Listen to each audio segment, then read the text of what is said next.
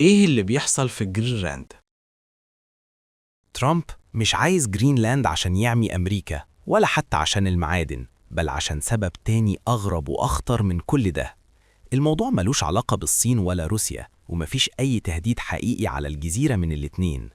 كل ده قصة متفبركة من البيت الأبيض عشان يضلل الرأي العام ويبرر الاستيلاء على أرض دولة أوروبية وعضو في الناتو بالقوة. والأخطر إن الخطوة دي لو تمت فهي ممكن تقضي على حلف الناتو للأبد، وتبقى بداية النهاية للنظام العالمي اللي صنعته أمريكا من وقت الحرب العالمية التانية، واللي بيحكم الكوكب كله بقاله أكتر من 70 سنة لحد النهاردة. قصة جرينلاند أنا كنت وعدتكم هتكلم عنها بقالنا كذا يوم، والنهاردة جه الوقت أخيراً. فخليني أعرض عليك تفاصيل بحث مطول عملته عن الموضوع، وأقولك شوية تفاصيل كده ممكن تكون غايبة عنك بخصوص القصة دي. خلينا نبدأها من آخر تطورات حصلت وبعدها نرجع للبداية. من شوية وحسب بيان صحفي نشره الرئيس الأمريكي على صفحته في منصة تروث سوشيال، ترامب أعلن إنه من أول يوم 1 فبراير الجاي هيطبق تعريفات جمركية بنسبة 10% على واردات 8 دول أوروبية. الدول دي هي الدنمارك والسويد وفنلندا والنرويج وفرنسا وألمانيا وبريطانيا وهولندا. طب ليه؟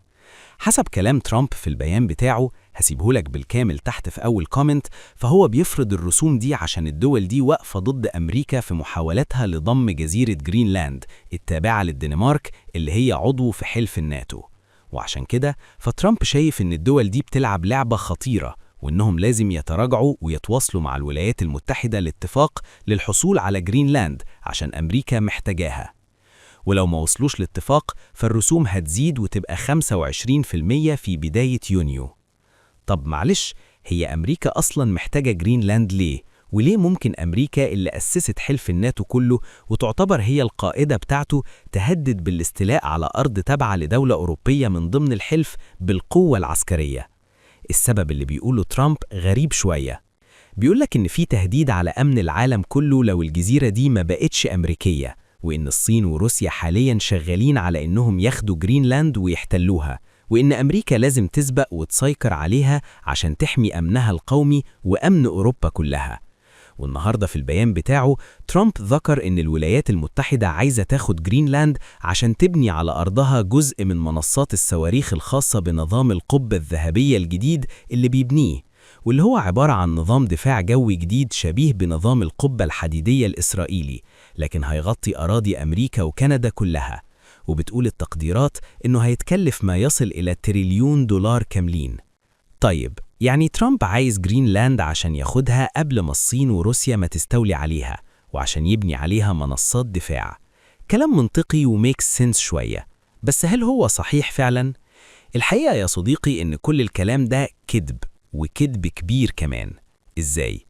أولاً كده أجهزة استخبارات دول الشمال الأوروبي اللي هي سواحلها بتقع على ممرات القطب الشمالي وشايفينها الجزيرة وبعيونهم ورصدينها ليل نهار، بيقولوا إن مفيش أصلاً أي وجود عسكري صيني أو روسي في جرينلاند. الدنمارك نفسها قالت في تصريحات رسمية إن مفيش أي سفينة حربية صينية دخلت مياه جرينلاند من 10 سنين كاملين.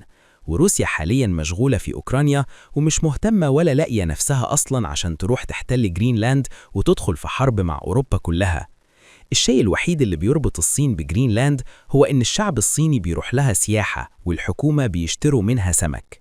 والله ده بجد مش هزار. الصين في 2024 اشترت سمك من جرينلاند بما يقرب 377 مليون دولار تقريباً، وده رقم ضخم جداً. وكمان في السنة اللي فاتت في حوالي 5000 سائح صيني راح زار الجزيرة، وده رقم كبير عشان الصينيين بيحبوا يزوروها عشان مناظرها الطبيعية الجميلة. لكن مفيش أي تحركات عسكرية أو سفن أو أي حاجة. طيب أمال ليه ترامب بيضخم التهديد؟ عشان يعمل نفس اللي عمله قبل كده في فنزويلا، يخلق عدو وهمي يضلل بيه الرأي العام في شعبه وشعوب العالم، وبكده يخلي تهديداته بالاستيلاء على طرد عضو في الناتو تتشاف في صورة دفاع عن نفس.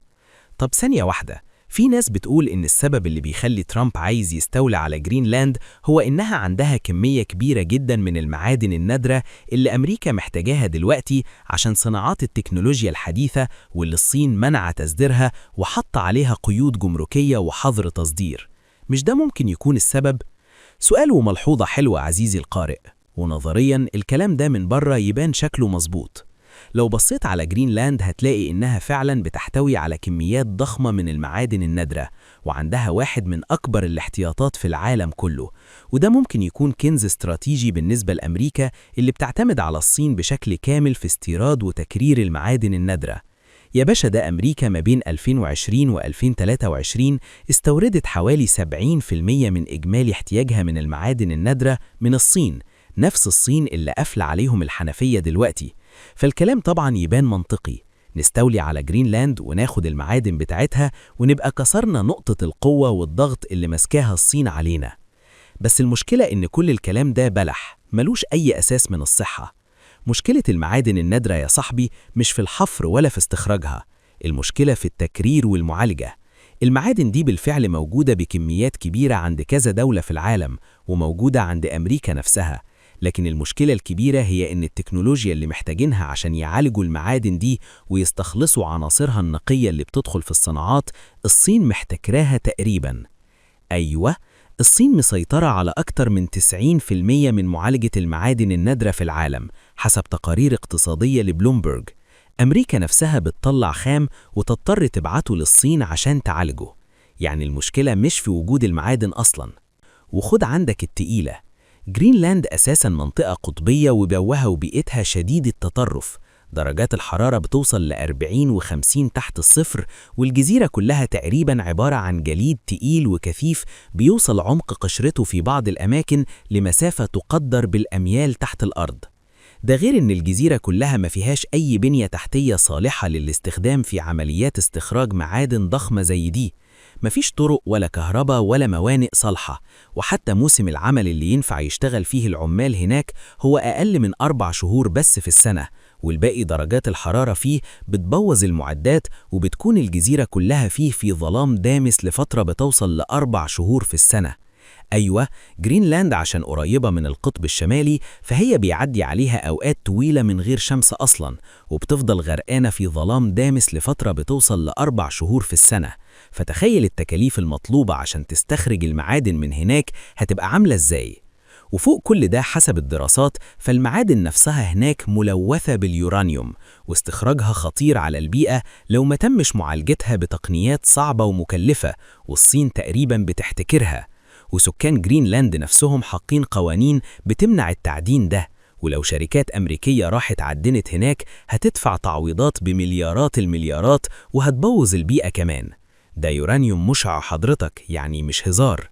طب يعني إيه؟ يعني الكنز اللي ترامب بيتكلم عنه ده مش كنز ولا حاجة.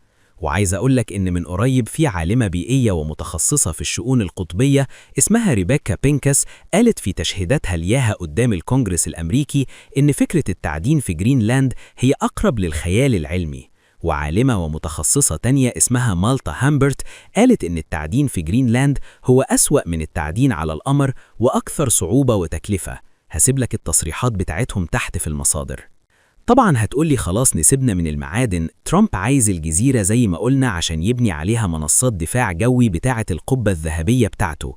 وهنا بقى هقولك المفاجأة، ترامب مش محتاج ياخد الجزيرة لأن أمريكا بتتحكم فيها أساساً كجزء من اتفاقية الدفاع المشترك اللي مضتها أمريكا مع الدنمارك في 1951.